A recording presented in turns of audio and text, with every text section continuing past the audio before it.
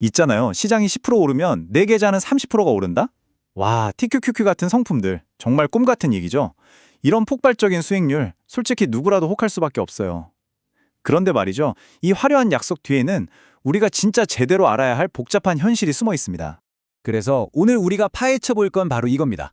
진짜로 장기적으로 봤을 때 시장 수익률에 정확히 3배를 얻을 수 있는 걸까요? 아니면 그냥 마케팅 문구 뒤에 뭔가 숨겨진 함정이 있는 걸까요? 자, 지금부터 한번 제대로 들여다보겠습니다. 자, 그럼 먼저 레버리지 ETF가 도대체 뭔지부터 간단히 짚고 넘어가죠. TQQQ 투자 설명서를 딱 펼쳐보면요. 뭐라고 써있냐면 금융 파생 상품이랑 부채를 써서 기초지수의 1일 수익률을 3배로 만드는 게 목표다. 이렇게 나와 있어요. 여기서 진짜 중요한 단어가 바로 이 1일이거든요.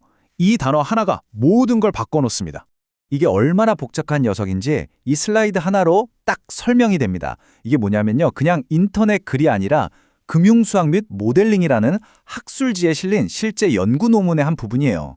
무슨 말이냐면 레버리지 ETF의 장기적인 가격을 예측하는 게 너무너무 어려워서 이건 아예 고급 수학 연구 주제라는 겁니다.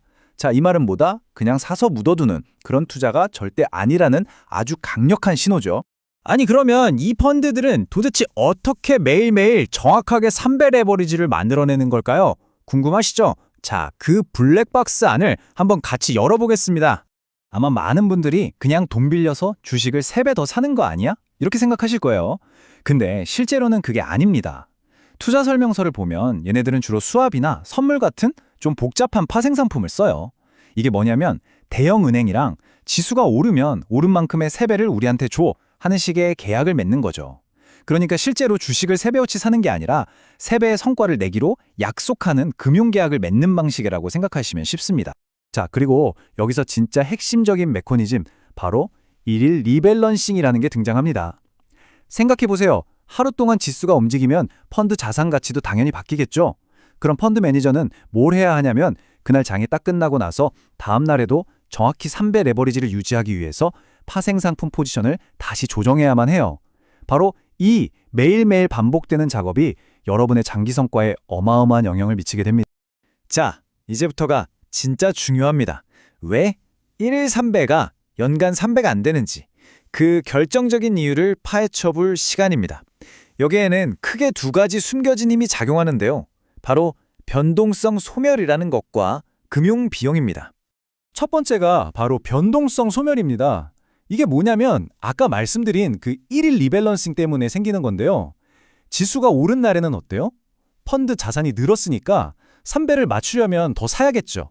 반대로 지수가 내린 날에는 자산이 줄었으니까 팔아야 해요. 자, 이게 결국 뭘 의미할까요? 비쌀 때 사고, 쌀 때 파는 짓을 매일매일 강제로 반복하게 되는 거예요. 그러니까 시장이 그냥 옆으로 가기만 해도 이 과정에서 내 계좌는 그냥 서서히 녹아내리는 겁니다. 와, 이 표는요, TQQQ 투자 설명서에 실제로 나와 있는 내용인데 솔직히 저 이거 처음 보고 제 눈을 의심했어요. 여기 가운데 줄 한번 보세요. 1년 동안 기초지수가 오르지도 내리지도 않고 딱 0% 수익률을 기록했다고 쳐보자고요. 그럼 상식적으로 3배 ETF도 0%가 되어야 맞잖아요? 근데 보세요. 연간 변동성이 50%라고 가정하면 예상 수익률이 무려 마이너스 52.8%입니다. 그냥 자산이 반토막 나는 거예요. 이게 바로 변동성 소멸이라는 게 얼마나 무서운 건지 보여주는 진짜 증거입니다. 하지만 잠깐만요. 여러분의 돈을 조용히 갉아먹는 게 이 변동성 소멸 하나뿐이 아닙니다. 우리가 너무나 쉽게 놓치는 또 다른 아주 큰 비용이 숨어 있어요. 우리가 보통 펀드 투자할 때 뭐만 보죠? 운영 보수만 보잖아요. TQQQ 같은 경우에 한 0.95% 정도 돼요. 근데요, 어떤 레딧 투자 토론에서 제대로 지적한 것처럼 진짜 숨겨진 비용은 바로 금융 비용입니다.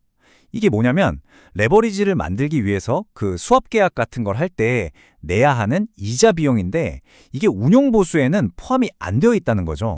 한 레딧 유저가 이걸 아주 기가 막히게 계산을 해놨어요. 보세요. 3배 레버리지라는 건 내 돈 1배에다가 2배를 더 빌려서 운용하는 거잖아요. 그러니까 그 빌린 2배에 대한 이자를 내야 하는 거죠. 그래서 이자율에 2를 곱하고 거기다 운용 보수를 더해야 진짜 비용이 나온다는 겁니다. 이 계산대로라면 1년에 무려 9.4%의 비용이 나가는 거예요. 이게 무슨 뜻이냐면 시장이 그냥 가만히만 있어도 나는 1년에 9.4%씩 손해를 본다는 의미입니다. 엄청나죠? 자, 그렇다면 이 숨겨진 금융비용, 이건 도대체 뭐에 따라서 결정되는 걸까요? 정답은 바로 거시경제의 가장 중요한 지표, 바로 기준금리입니다. 여기에 직접적으로 연결되어 있어요. 네, 원리는 아주 간단합니다. 레버리지를 일으키려면 돈을 빌려야 하잖아요. 그 돈을 빌리는 비용이 결국에는 미국 연방준비제도, 우리가 흔히 연준이라고 부르는 곳에서 정하는 기준금리를 따라갈 수밖에 없는 거죠. 지금 보시는 이 차트는요, 연준 위원들이 앞으로 금리가 어떻게 될 것 같다고 전망하는지를 보여주는 자료입니다. 뭐 금리를 좀 낮게 보는 비둘기파적인 전망도 있고 높게 보는 매파적인 전망도 있죠. 중요한 건 바로 이 기준 금리 자체가 레버리지 ETF를 만드는 회사들이 돈을 빌려올 때 드는 비용의 기준점이 된다는 겁니다. 그러니까 결론은 아주 명확합니다. 연준이 금리를 올린다? 그럼 레버리지 ETF에 숨겨진 금융 비용도 같이 올라간다. 그래서 투자자의 수익률을 더 많이 갉아먹게 된다. 이겁니다. 아주 직접적인 관계예요. 이게 그냥 이론뿐인 계기가 아닙니다. 어떤 레딧 유저가 실제로 금리가 높았던 시기에 선물 시장 데이터를 가지고 직접 계산을 해봤어요. 그랬더니 선배짜리 S&P 500 ETF의 연간 레버리지 비용이 약 5.1%에 달하는 걸로 나왔습니다. 이건 운영보수랑은 완전히 별개로 나가는 정말 어마어마한 실제 비용인 거죠. 자, 지금까지 정말 많은 얘기를 했는데요. 그럼 이 모든 걸 종합해서 이게 우리 같은 일반 투자자들한테는 도대체 뭘 의미하는 건지 핵심만 딱딱 짚어보겠습니다. 첫째, 이 상품들은 애초에 길게 들고 가라고 만든 게 아니라 단타, 즉 단기 트레이딩을 위해 설계됐습니다.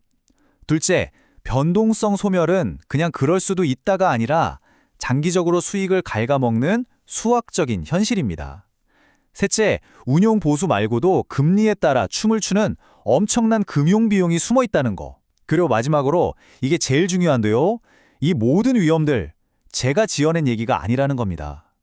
여러분이 투자하기 전에 꼭 읽어봐야 할 그 투자 설명서에 상품을 만든 회사에서 직접 다 써놓고 경고하고 있는 내용이라는 사실이에요. 자, 그렇다면 결론적으로 레버리지 ETF는 과연 강력한 도구일까요? 아니면 위헌한 덫일까요? 아마 그 답은 이 상품이 어떻게 돌아가는지를 얼마나 깊게 이해하고 또 자기 투자 스타일에 맞게 쓰느냐에 달려있지 않을까 싶습니다. 오늘 이 내용이 여러분이 현명한 결정을 내리시는데 조금이나마 도움이 되었으면 좋겠습니다.